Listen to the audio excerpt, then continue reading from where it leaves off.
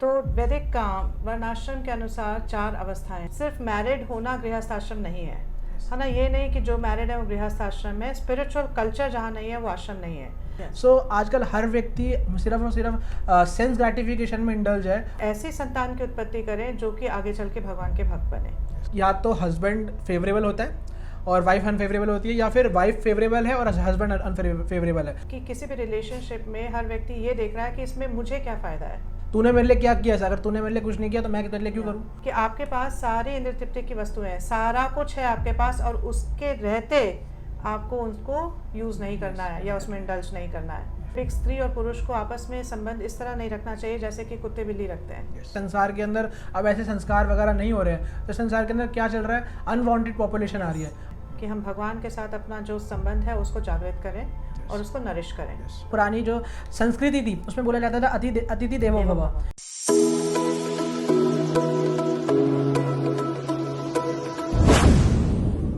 हरे कृष्णा, आप सभी का फिर से स्वागत है आपके अपने चैनल गौरांग के ज्ञान में, और ज्ञानी गॉसिप्स के एपिसोड नंबर 6 में आप सभी का फिर से स्वागत है।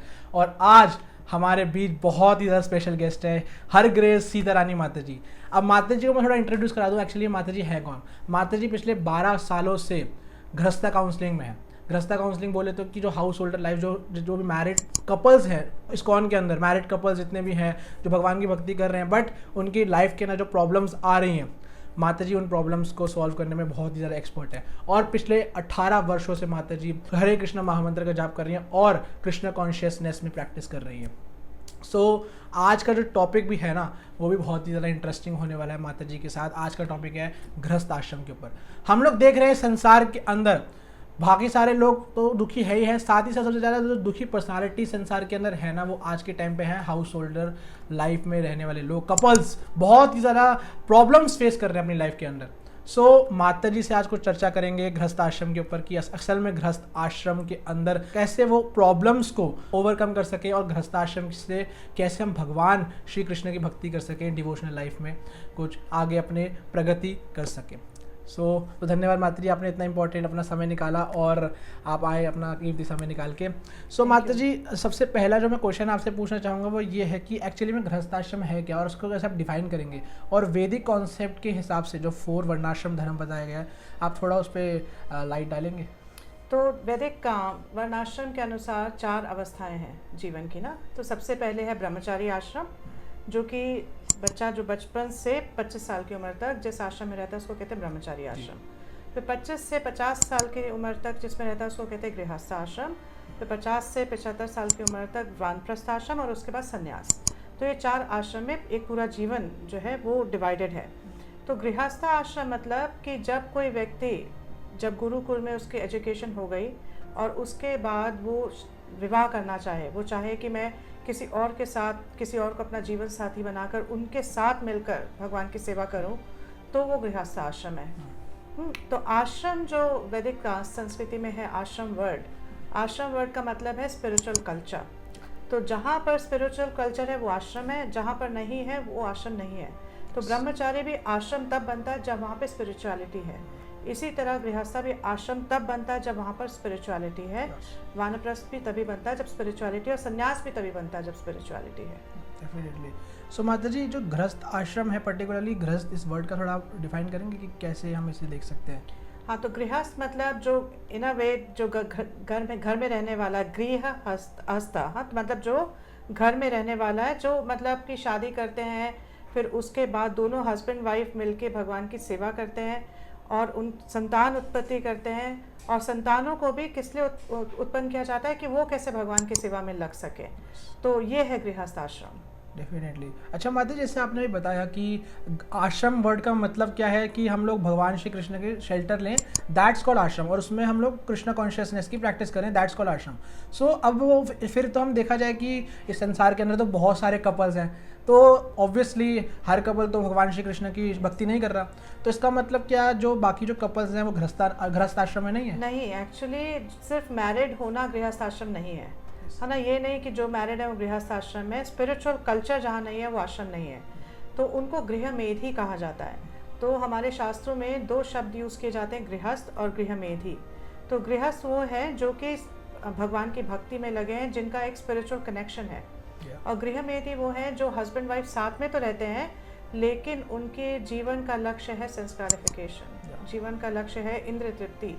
तो वो ऐसे कपल्स जो हैं वो गृहस्थ नहीं है, चाहे उनको लगे कि हम मैरिड है तो गृहस्थ हैं, बट शास्त्रों के अनुसार वो गृहस्थ नहीं है, वो गृहमेधी। डेफिनेटली बहुत ज़्यादा आजकल हम लोग देख ही रहे हैं संसार के अंदर, हर व्यक्ति आजकल जो शादी जो कर रहे हैं, इसलिए प्रभुपाद जी ने कहा है ना, this marriage is prostitution legalise. So आजकल हर व्यक्ति सिर्फ और सिर्फ सेंस ग्रेटिफिकेशन में इंडल्ज है, और उसको भगवान श्री कृष्ण की भक्ति तो करनी नहीं है। भगवान श्री कृष्ण की भक्ति तो छोड़ो, वो हल्का सा तपस्या करना भी नहीं चाहता इस जीवन के अंदर। जैसे पहले हम लोग देखा करते थे, हमारे वैदिक काल के अंदर अलग अलग प्रकार के फास्ट हुआ करते थे, तो आज के टाइम पर तो एक निर्जला फास्ट आता है पूरे साल में, लोगों से वो तक नहीं रखा जाता। सो अब आगे चलते हैं। तो आगे चलते हुए मात्री मैं आपसे ये क्वेश्चन पूछना चाहूँगा कि गृहस्थाश्रम की कुछ ड्यूटीज़ और क्या उनकी ड्यूटीज़ हैं, प्रेस्क्राइब ड्यूटीज शास्त्र के अकॉर्डिंग, जो आप थोड़ा सा बताइए। तो गृहस्थ आश्रम में जो आज क्योंकि आश्रम है तो फोरमोस्ट ड्यूटी है अपने भगवान के साथ अपने संबंध को जोड़ना। और गृहस्थ आश्रम में एक गृहस्थ की ड्यूटी है कि दोनों हस्बैंड वाइफ जो हैं भगवान की सेवा में लगे, भगवान के भक्तों की सेवा में लगे, और ऐसी संतान की उत्पत्ति करें जो कि आगे चल के भगवान के भक्त बने। तो ये प्राइमरी ड्यूटी है। उसके अलावा गृहस्थ आश्रम में चैरिटी, मतलब कि दान देना, ये भी बहुत बड़ी बात है, क्योंकि बाकी जो तीनों आश्रम हैं उनमें कोई स्कोप नहीं है अर्निंग का। ना ब्रह्मचारी अर्न करता है, ना वानप्रस्थ अर्न करता है, ना संन्यास आश्रम में कोई अर्न करता है। तो सिर्फ गृहस्थ आश्रम एक ऐसा आश्रम है जहाँ पे अर्निंग होती है, जहाँ पे लोग कमाई करते हैं, है ना। तो इसीलिए इस आश्रम की प्राइम ड्यूटी है बाकी तीनों आश्रमों को मेंटेन करना। तो इसीलिए दान जो है बहुत बड़ा फोकस है गृहस्थ आश्रम का। और दूसरा है हॉस्पिटैलिटी, कि जो भी घर में आए उनका स्वागत किया जाए और उनकी सेवा की जाए। तो ये दो जो चीज़ें हैं एक गृहस्थ आश्रम में फोरमोस्ट हैं। डेफिनेटली। अच्छा माता जी, इसके से ना क्वेश्चन पूछना था, जैसे कि आजकल क्या है, कुछ लोग सिंगल लाइफ जीते हैं, जैसे लिव इन रिलेशनशिप्स होते हैं, तो क्या लिव इन रिलेशनशिप तो ऑब्वियसली गृहमेधी की कैटेगरी में आएगा। तो अब क्या जो सिंगल लोग हैं, जो कपल नहीं भी है ना, वो भी अर्निंग कर रहे हैं और अर्निंग करके अपना कुछ कमा रहे हैं, तो क्या वो ब्रह्मचारी कैटेगरी में आएंगे या फिर इस हाउस होल्ड कैटेगरी में आएंगे, मतलब किस कैटेगरी में वो लाई करेंगे? वो एक्चुअली किसी कैटेगरी में नहीं है अकॉर्डिंग टू वैदिक सोसाइटी। तो ब्रह्मचारी वो है जो कि पूरा ब्रह्मचर्य का जीवन बिताता है और भगवान की सेवा में लगता है, या तो वो गुरु के निरीक्षण में हो या भक्तों के निरीक्षण में हो, इस तरह से होता है। और गृहस्थ आश्रम वो है जब हस्बैंड वाइफ दोनों मिलके घर में रहते हैं और उस घर को एक आश्रम बनाते हैं। तो जो ऐसे लोग हैं जो सिंगल हैं, अर्न कर रहे हैं, ना वो ब्रह्मचारी हैं ना वो गृहस्थ हैं, तो एक्चुअली में वैदिक सोसाइटी के हिसाब से कोई आश्रम नहीं है वो। सही बात है। सो अब जैसे कि आपने बताया कि गृहस्थाश्रम क्या होते हैं, साथ में रहकर भगवान की वर्शिप करते हैं और भगवान की भक्ति करते हैं, साथ मिलकर घर को एक आश्रम बनाते हैं। तो इसके अंदर, इस कैटेगरी के अंदर, जैसे कि कुछ केसेस में क्या होता है, मैंने सुना है कुछ केसेस की या तो हस्बैंड फेवरेबल होता है और वाइफ अनफेवरेबल होती है, या फिर वाइफ फेवरेबल है और हस्बैंड अनफेवरेबल है। तो इस कैटेगरी में कैसे वो चीज़ देखी जाएगी, मतलब कैसे? तो इसका मतलब यह है कि अगर उनमें से एक भक्त है ना, सपोज हस्बैंड भक्त है, वाइफ भक्त नहीं है, तो थोड़ा अनफॉर्चुनेट सिचुएशन है, बट कलयुग में ये बहुत देखने को मिलता है। तो ऐसे में इस तरह से आचार करना चाहिए कि दूसरे व्यक्ति का मतलब जो श्रद्धा है वो बढ़े भगवान में। इस तरह से हमें कोशिश करनी चाहिए कि वो जो दूसरा व्यक्ति है वो भगवान के प्रति आसक्त हो, भगवान के प्रति अट्रैक्ट हो कम से कम, है ना, फेवरेबल हो। अगर पूरी तरह से वो फॉलो नहीं भी कर पा रहा तो एटलीस्ट फेवरेबल हो। तो ये रिस्पॉन्सिबिलिटी दोनों के ऊपर है, ये सिर्फ एक के ऊपर नहीं है, ये दोनों हस्बैंड वाइफ के ऊपर है। और आश्रम, अगर दूसरा व्यक्ति फेवरेबल है तो उसको आश्रम बनाया जा सकता है, लेकिन दूसरा व्यक्ति अनफेवरेबल है तो बहुत मुश्किल है आश्रम बनाना। सर डेफिनेटली माता जी, जैसे जब भी तो हम आजकल देख रहे हैं कितने कॉन्फ्लिक्ट्स होते हैं, तो कपल्स वगैरह मतलब 2-3 साल के बाद उनकी लाइफ में एकदम से वास्ट लेवल पे चेंजेस आने लग जाते हैं। जैसे हम पहले सुना करते थे कि पहले जो वैदिक काल में, वैदिक काल भी छोड़िए आप, कि आज से कुछ 40-50 साल पहले भी जो मैरिजेस हुआ करती थी वो काफ़ी ज़्यादा अच्छी तरह से चला करती थी। बट आजकल क्या है, लोगों के अंदर पेशेंस नहीं है, और पेशेंस के बिना ही वो आपस में जो भी उनके अंदर ग्रजेस होते हैं वो ग्रजेस से एक दूसरे में निकाल लेते हैं, और जब निकालते हैं तो सामने वाले बंदे में भी वो नहीं है, पेशेंस नहीं है, सहनशीलता नहीं है, टॉलरेंस पावर नहीं है, तो वो फिर ख़त्म हो जाते हैं रिलेशनशिप्स। एक्चुअली जो पूरा कल्चर है ना कलयुग का, ये अब स्पेशली अब जैसे जैसे टाइम बीत रहा है तो ये यूटिलिटेरियन कल्चर है। क्या कल्चर है कि किसी भी रिलेशनशिप में हर व्यक्ति ये देख रहा है कि इसमें मुझे क्या फ़ायदा है ना। पहले जब रिलेशनशिप्स हुआ करती थी, गृहस्थ आश्रम था, तब उसका जो उसका कॉर्नरस्टोन था वो ये था कि सैक्रिफाइस एंड सर्विस। ये दो चीज़ें हैं कि मतलब मुझे सेवा करनी है दूसरे की और अपने घर में सबकी, और उनके लिए कुछ सैक्रिफाइस करना पड़े तो मैं करने को तैयार हूँ। लेकिन आजकल क्या है, आजकल है सेंस एंजॉयमेंट। लोग ये देख रहे हैं कि मुझे क्या मिलने वाला है इस रिलेशनशिप से। सो जब दो इस प्रकार की मेंटालिटी के लोग साथ में आते हैं तो obviously there can not be peace. Definitely माता जी, जैसे कि लव का जो रियल मीनिंग है दैट्स कॉल्ड सर्विस, बट आजकल क्या है, everyone is performing lust only. और लस्ट के साथ क्या है, उनके अंदर एक्सपेक्टेशंस होती है कि इसने मेरे साथ क्या किया, तूने मेरे लिए क्या किया, अगर तूने मेरे लिए कुछ नहीं किया तो मैं तेरे लिए क्यों करूँ। तो हमारे को फर्स्ट सर्विस एटीट्यूड लेके आना पड़ेगा, उसके बाद ही जाके हम लोग देख सकते हैं कि हमारे रिलेशनशिप तरीके से आगे बढ़ पाएंगे। अच्छा माता जी, आगे बढ़ते हुए मैं आपसे ये क्वेश्चन पूछना चाहूँगा कि जैसे आपने बताया कि गृहस्थ आश्रम और अन्य 3 आश्रम, इस आश्रम का मतलब बेसिकली क्या है, भगवान की स्पिरिचुअल कल्चर को एस्टैब्लिश करना। सो जैसे कि अब मैं ये पूछना चाहूँगा, गृहस्थ आश्रम से कुछ ये जो बाकी आश्रम है इंटर रिलेटेड है, जैसे आपने बताया कि पहले ब्रह्मचारी होता है फिर गृहस्थ होता है, तो गृहस्थ आश्रम अन्य 3 आश्रम को कैसे मोटिवेट करता है, कैसे हेल्प करता है? एक्चुअली गृहस्थ आश्रम बेसिस है तीनों आश्रम का। अगर गृहस्थ आश्रम प्रॉपर्ली सिचुएटेड नहीं है तो बच्चे भी जो होंगे वो प्रॉपर्ली सिचुएटेड नहीं होंगे, तो ब्रह्मचारी आश्रम भी ठीक से काम नहीं करेगा। और अगर गृहस्थ प्रॉपर्ली सिचुएटेड नहीं है, क्योंकि गृहस्थ के बाद कौन सा वानप्रस्थ, तो वो वानप्रस्थ भी ठीक से काम नहीं करेगा और उसके बाद संन्यास भी ठीक से काम नहीं करेगा। तो तीनों आश्रम जो है उनका बेसिस जो है वो गृहस्थ आश्रम है। तो और गृहस्थ आश्रम सारे आश्रम में सबसे ऑस्टियर आश्रम है एक्चुअली देखा जाए। हमें लगता है कि संन्यास में सब कुछ छोड़ दिया, या ब्रह्मचारी ने सब कुछ छोड़ दिया, या वानप्रस्थ ने त्याग दिया सब कुछ, तो ये ऑस्टियर है।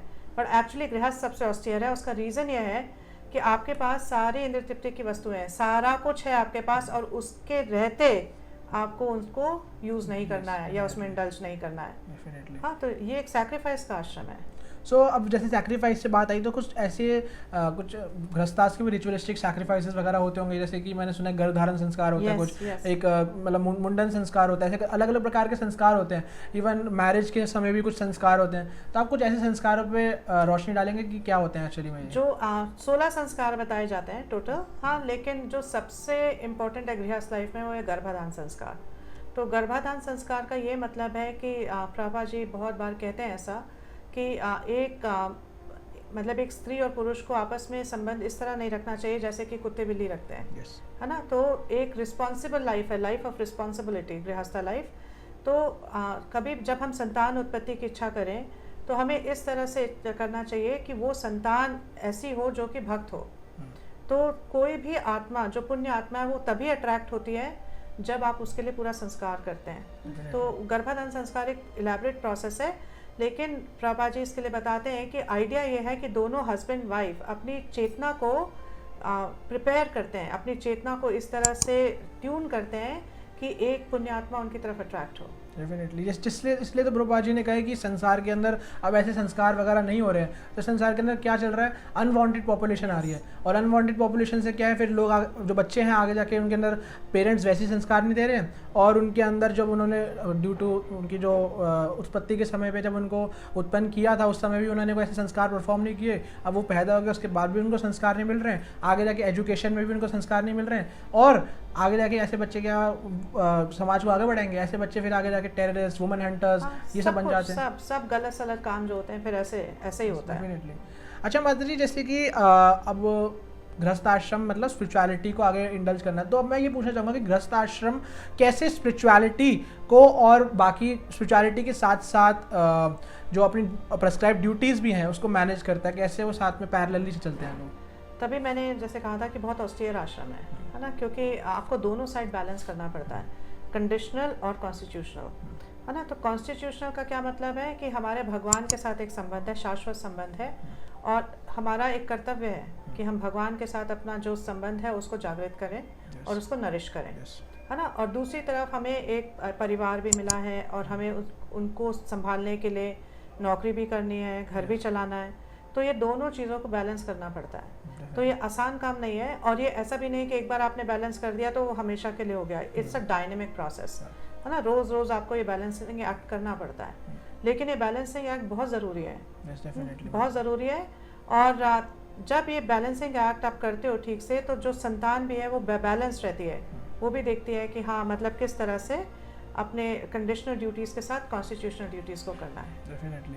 अच्छा माता जी, जैसे आपने भी पहले बताया मेरे को कि हॉस्पिटैलिटी और चैरिटी ये दो बहुत इंपॉर्टेंट एस्पेक्ट्स हैं गृहस्थ आश्रम के अंदर, और आप इसको और इलैबोरेट करेंगे कि बेसिकली जब घर में मेहमान है, जैसे हमारा पुरानी जो संस्कृति थी उसमें बोला जाता था अतिथि देवो भव, तो इसको थोड़ा सा आप इस पर रोशनी डालेंगे कि एक्चुअली में कैसे हमें इसे करना चाहिए और चैरिटी में कैसे किस प्रकार की चैरिटी करनी चाहिए?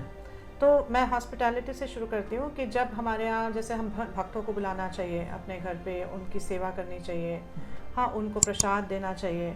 तो प्रसाद डिस्ट्रीब्यूशन जो है एक बहुत इंपॉर्टेंट एस्पेक्ट है गृहस्थ आश्रम का, है ना। प्रसाद बनाना, भगवान को मतलब कुछ भी फूड बनाना, भगवान को उसको ऑफर करना और उस प्रसाद को फिर डिस्ट्रीब्यूट करना। तो भक्तों की अलग अलग तरह से सेवा की जा सकती है। कई भक्त हैं उनको लक्ष्मी की ज़रूरत पड़ती है, कई भक्त हैं उनको किसी सपोर्ट की ज़रूरत पड़ती है। तो गृहस्थ आश्रम में ये कर्तव्य है कि हम उनका उस तरह से सपोर्ट करें जैसे यथाशक्ति, जैसे हमारे अंदर शक्ति है, जैसे हमारे पास अपॉर्चुनिटी है, हम उसको उस तरह से यूज़ करें। और जहाँ तक चैरिटी का सवाल है तो प्रभुपाद जी जो है रूपा गोस्वामी जी का देते हैं उदाहरण और बताते हैं कि 50% अपने इनकम को हमें जो है भगवान की सेवा में लगाना चाहिए। तो जैसे अब जैसे जैसे टाइम बढ़ता जा रहा है तो महंगाई भी हो रही है, सब कुछ हो रहा है, तो हो सकता है 50% जो है लोगों के लिए प्रैक्टिकल ना हो, लेकिन कहीं से हमें शुरुआत करनी चाहिए। एटलीस्ट 10% जो अपनी इनकम है उसको हमें भगवान या भगवान से रिलेटेड सेवाओं में लगाना चाहिए। जैसे कि हम प्रचार में भी लगा सकते हैं, है ना। भगवान के कोई जैसे रथ यात्रा है, अलग अलग फेस्टिवल्स हैं, उसमें यूज़ कर सकते हैं उसको ऑर्गेनाइज करने के लिए। तो बहुत तरीक़ों से भगवान की सेवा में लगाया जा सकता है। Yes definitely. इसलिए अगर हम लोग इस गृहस्थ आश्रम को मदर आश्रम कहें तो क्या कहना ये सही है कि मदर आश्रम है? इट इज़ अ मदर आश्रम, एक्चुअली सारे आश्रम वहीं से आ रहे हैं, तो इट इज़ अ मदर आश्रम। जैसे कि कुछ जैसे वर्ण होते हैं, वर्ण में भी जो एक तरीके से सबको पालन पोषण करता है वो आश्रम, सॉरी वो वर्ण बेसिकली आपका वैश्य वर्ण होता है। वैश्य बेसिकली जब वैसे जब फार्मिंग करता है उसके बाद जो उत्पत्ति करता है अन्न की, वो अन्न आगे जाके जब देता है तभी जाके सारे जितने भी आश्रम जितने भी वर्ण है वो सारे के सारे पोषित हो जाते हैं। तो वैसे ही गृहस्थ आश्रम भी एक तरीके से है। बिल्कुल। अगर कोई माताजी जैसे कि कोई व्यक्ति नहीं देता ये चैरिटी और ये दान नहीं देता और ना ही हॉस्पिटैलिटी में करता है और जब उसके घर में कोई आ जाए तो वो चिढ़ता है काफ़ी ज़्यादा, तो इस प्रकार के लोग मतलब क्या गृहस्थ आश्रम में रहने मतलब क्या गृहस्थ आश्रम नहीं हुआ ना फिर क्योंकि अगर आपकी चेतना ही उस तरह से नहीं है, ट्यून नहीं है, तो आश्रम कैसे हुआ? तो अगर आप समझते हो कि सब लोग जो है भगवान के ही पार्ट एंड पार्सल हैं और जो कुछ भी मेरे पास संपत्ति है वो भगवान ने ही दी है और भगवान के ही कामों के लिए है, अगर आपको ये कॉन्शियसनेस है तभी आप आश्रम बना सकते हो और तभी आप इसी लेवल पे ऑपरेट कर सकते हो। तो मतलब उनको फिर जो नहीं कर रहे प्रेस्क्राइब ड्यूटीज तो उनको फिर आगे जाके उनके कर्मों का फल भुगतना पड़ेगा हेलिश प्लैनेट्स में जाके। बिल्कुल, क्योंकि भगवान कहते हैं कि अगर आप मेरे को ऑफर किए बिना सब कुछ यूज करते हो तो वो क्या है? पाप खा रहे हो। आप पाप खा रहे हो तो आप पाप कर्म इकट्ठा कर रहे हो। डेफिनेटली। अच्छा, अब तो हमने बेसिकली गृहस्थ आश्रम पे काफ़ी ज़्यादा चर्चा किया। अब जो मोस्ट इंपॉर्टेंट एस्पेक्ट आता है ना गृहस्थ आश्रम में वो है प्रॉब्लम्स बहुत ज़्यादा आती हैं। तो माता जी मैं आपसे रिक्वेस्ट करूँगा कि इन प्रॉब्लम्स पे आप थोड़ा सा एलैबोरेट कीजिए, इन प्रॉब्लम्स को क्या प्रॉब्लम्स आती हैं और कैसे हम इनको ओवरकम करें और कैसे आगे जाके एक गुड हाउस होल्ड लाइफ को अंजाम दे सकें। तो जो मैंने ऑब्जर्व किया है इतने सालों में कि मोस्ट ऑफ द प्रॉब्लम्स उसका जो बेसिस है वो है ईगो इश्यूज़, है ना। तो ईगो इश्यूज़ की वजह से प्रॉब्लम आती हैं कि मैं ऐसा चाहता था वो ऐसे नहीं कर रही, अब मैं ऐसा चाहती थी वो नहीं कर रहा, मोस्टली इस तरह की प्रॉब्लम्स आती हैं। तो पहली बात तो अगर ऐसी प्रॉब्लम्स आ रही हैं तो कम्युनिकेशन जो है, आपस में कम्युनिकेशन जो है वो ओपन होना चाहिए। हाँ, तो सबसे पहले ओपन कम्युनिकेशन और फिर दूसरा किसी ऐसे व्यक्ति के पास आप जाएं जिसमें आपका फेथ है, जो आपको गाइड कर सके। और अगर आप मतलब ये मान लेते हैं कि मुझे इस आश्रम में भगवान ने कुछ सिखाने के लिए ये आश्रम मुझे दिया है। हर व्यक्ति जो कि इस भौतिक जगत में है उसके लाइफ में जो भी स्थिति आती है वो इसलिए आती है कि भगवान उसको कोई लेसन सिखाना चाह रहे हैं, है ना।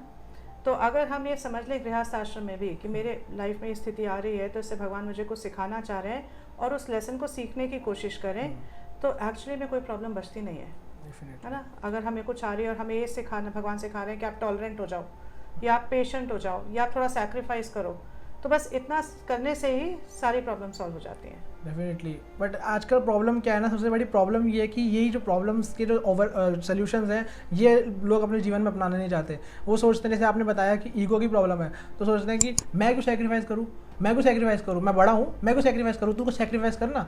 तो ऐसे उनके अंदर रेसिप्रोकेशंस होते हैं, तो इस वजह से क्या है उनके कॉन्फ्लिक्ट बढ़ जाते हैं। तो ये बेसिकली काफ़ी ज़्यादा लोगों के अंदर है। और दूसरा जो सिचुएशन इनके अंदर ये रहती है कि एक दूसरे को इन्जॉय करने की दृष्टि से देखते हैं। तो जब इन्जॉय करने की दृष्टि से देखते हैं तो उनके अंदर सर्विस करने का एटीट्यूड रहता नहीं है और तपस्या करने का भाव रहेगा नहीं। सिर्फ और सिर्फ जब अटैचमेंट रहेगी, attachment will lead to frustration. तो इसीलिए spiritual knowledge is so important, मतलब स्पिरिचुअल ट्रेनिंग इतनी इम्पोर्टेंट है क्योंकि तब हम समझ पाते हैं कि एक्चुअली में मनुष्य जीवन का लक्ष्य क्या है। एंजॉयमेंट नहीं है, यज्ञ है। भगवान बताते हैं 3rd चैप्टर में भगवद गीता के कि यज्ञ जो है मनुष्य जीवन का लक्ष्य है। और यज्ञ जो का क्या मतलब है कि वहाँ पे कुछ ना कुछ ऑस्टेरिटी होगी। यज्ञ जो है एंजॉयमेंट के लिए नहीं होता, यज्ञ ऑस्टेरिटी के लिए होता है ना। तो अगर आप वॉलंटरी ऑस्टेरिटी नहीं करेंगे, हाँ आप तो जबरदस्ती आपको करनी ही पड़ेगी। तो इनवॉलंटरी ऑस्टेरिटी होगी कि बैड रिलेशनशिप्स, रोज कलेश, रोज स्ट्रेस। तो इससे अच्छा है कि वॉलंटरी ऑस्टेरिटी कर ली जाए। डेफिनेटली। इसलिए हमारे जो स्क्रिप्चर्स में भी काफ़ी अच्छे अच्छे एग्जाम्पल्स आते हैं गृहस्थाश्रम के, जैसे गर्दम मुनि और माता देवहूति का एग्जाम्पल है। माता देवहूति ने कैसे उनकी गर्दम मुनि की जब सेवा करी, तो वो सेवा करने से वो माता देवहूति गर्दम मुनि के लेवल पे आ गई और उनको एक भगवान, स्वयं भगवान उनके रूप में, उनके पुत्र के रूप में। Not only that, materially also ना, अगर आप भौतिक दृष्टि से भी देखो तो शी एंजॉयड सो मच। हाँ, महल बना के दिया, महल बना के दिया। लेकिन it starts from sacrifice, it starts from service. Definitely. अब जैसे कि गृहस्थाश्रम इज द फर्स्ट स्टेप, मतलब एक तरीके से brahmachari is the first step, grihastha is the second step, and third step Madhuri आपने बताया था वानप्रस्थ है। गृहस्थाश्रम के बाद वानप्रस्थ आता है। तो मैं ये जानना चाहूँगा कि वानप्रस्थ, गृहस्थाश्रम से वानप्रस्थ आश्रम में कैसे हम लोग मूव कर सकते हैं और क्या ये ज़रूरी है या नहीं है? एक्चुअली प्रभुपाद जी कहते हैं ज़रूरी है ना। और एक तरफ से देखा जाए तो जो गृहस्थ प्रॉपरली सिचुएटेड है, जो स्पिरिचुअली इंक्लाइंड है और स्पिरिचुअल तरीके से अपने जीवन को बिता रहा है, तो उसको ऑफिशियली वानप्रस्थ लेने की ज़रूरत नहीं है ना। वो घर में रह सकता है। अगर उसकी पूरी फैमिली कृष्णा कॉन्शियस है तो उसको घर छोड़ने की ज़रूरत नहीं है। लेकिन वानप्रस्थ का ये मतलब है कि आफ्टर सर्टेन एज, जैसे शास्त्रों में बताया जाता है 50 साल के बाद क्या करना चाहिए कि जो हम अपना जीविका चला रहे हैं, अलग अलग तरह से नौकरी कर रहे हैं, कुछ कर रहे हैं, तो क्योंकि बच्चे तब तक बड़े हो जाते हैं और बच्चे जो है इंडिपेंडेंट हो जाते हैं, तो एक व्यक्ति को फिर ये सब करने की ज़रूरत नहीं है, वो बच्चे संभालते हैं उसके बाद ना। आजकल सोसाइटी डिफरेंट है कि बच्चे भी नहीं संभालते हैं, लेकिन ऐसे अकॉर्डिंग टू वैदिक सोसाइटी बच्चे संभालते हैं, तो उसको फिर अर्न करने की ज़रूरत नहीं है। तो फिर वो अपनी वाइफ के साथ जो है अलग रह सकते हैं, और ताकि उनको जो हाउस होल्ड आश्रम है उसमें ज़्यादा आसक्ति ना हो, अनासक्त हो सके और अपने जीवन को पूरी तरह से भगवान की सेवा में फोकस कर सकते हैं। Yes definitely. बट आजकल क्या देख रहे हैं हम लोग, माता पिता ही अपने बच्चों से इतना आसक्त हो जाते हैं। हालांकि सही बात है, पेरेंट्स का नेचुरल है, ये नेचुरल टेंडेंसी है कि आसक्त होना चाहिए, बट इतना ज़्यादा आसक्त हो जाते हैं कि उनको फ्लटरिंग करने लगते हैं, और फ्लटरिंग करते रहते हैं तो उससे उनके बच्चे आगे जाके कुछ सीखते नहीं है और वो सिर्फ एक कम्फर्ट जोन में रह जाते हैं, और कम्फर्ट जोन से जब नहीं निकलेंगे तो ऐसी प्रॉब्लम्स आती हैं, प्रॉब्लमेटिक सिचुएशन। तभी वैदिक सोसाइटी में जो जीवन है वो सैक्रिफाइस और ऑस्टेरिटी का है ना। लेकिन अभी हम लोग कंफर्ट, हमारा जीवन कंफर्ट है, सब कुछ what is comfortable, what is comfortable, तो इसलिए बहुत ज़्यादा इंपॉर्टेंट है। इसलिए बोला जाता है कि तपस्या करना बहुत एक व्यक्ति के जीवन में बहुत ज़्यादा इंपॉर्टेंट रोल प्ले करता है। अच्छा माता जी, मैं ये एक लास्ट में ये जानना चाहूँगा आपसे कि कृष्णा कॉन्शियसनेस को मतलब जैसे मैंने आपसे पहले पूछा कि स्पिरिचुअलिटी और गृहस्था की जो अपनी प्रिस्क्राइब ड्यूटीज है उसको पैरेलली कैसे लेके जा सकते हैं, तो भगवान श्री कृष्ण को गृहस्थाश्रम किस वे में सर्व कर सकते हैं? तो बहुत एक्चुअली गृहस्थाश्रम में तो बहुत अपॉर्चुनिटी है भगवान को सर्व करने की। आप भगवान और भगवान के भक्तों को बहुत सर्विस कर सकते हो। अपने घर में विग्रह ला सकते हो, विग्रह की सेवा कर सकते हो, और कुकिंग कर सकते हो, भगवान को ऑफरिंग कर सकते हो, तो भगवान के लिए प्रसाद बना सकते हो। हाँ, भगवान के को अलग अलग तरीक़ों से सजा सकते हो, उनके लिए फेस्टिवल्स आयोजित कर सकते हो, भगवान के भक्तों को अपने यहाँ बुला सकते हो, उनकी सेवा कर सकते हो। अलग अलग जो प्रोग्राम्स हैं, फेस्टिवल्स हैं जो मंदिर में भी हो रहे हैं, उनमें आप अपना सपोर्ट दे सकते हो।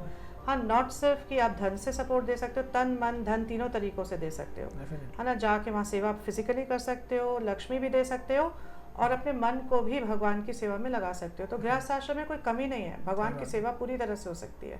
बहुत ज़रूरी है। और एक और जो बात है कि जो आपके जो घर में लोग हैं, जो आपके मतलब बच्चे हैं या हस्बैंड है या वाइफ है, तो अगर हम उनको इस दृष्टि से देखते हैं कि भगवान ने इनको मेरी जीवन में इसलिए दिया है क्योंकि भगवान के पार्ट एंड पार्सल हैं और मुझे इनकी सेवा करनी है ताकि ये भी जो है भक्त बन सकें।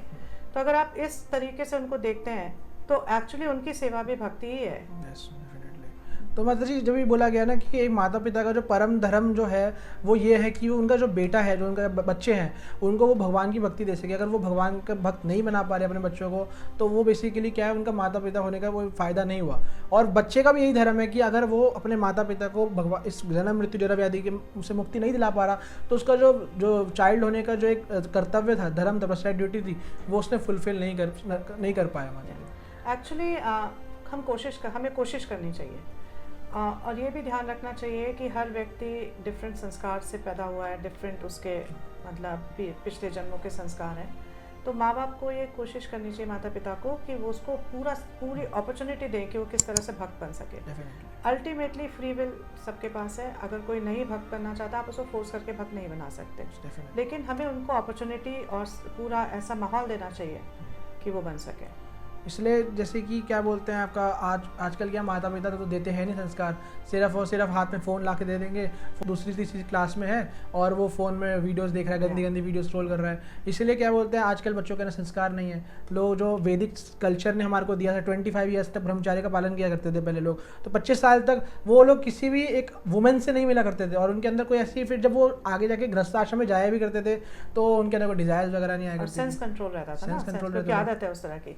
अब ये जो है जो बच्चों को फ़ोन दे देते हैं, तो उसका रीज़न भी है ना कि क्योंकि बच्चों को अगर आप फ़ोन नहीं दोगे तो आपको उनके साथ एंगेज करना पड़ेगा, आपको उनको संभालना पड़ेगा। फ़ोन किस लिए देते हैं ना, इसीलिए देते हैं कि ये साइड में रहे और हम चैन से जी सकें।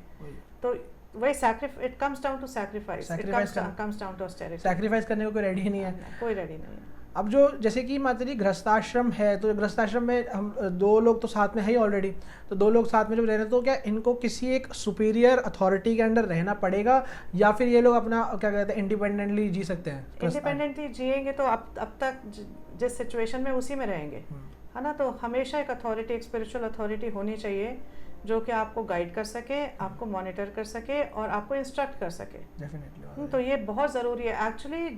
जैसे हम अथॉरिटी से बाहर निकलते हैं तो हम इंडिपेंडेंट माइंडेड हो जाते हैं, और इंडिपेंडेंट माइंडेड मतलब कि हमारा मन अब डिसाइड करेगा हमें क्या करना है ना।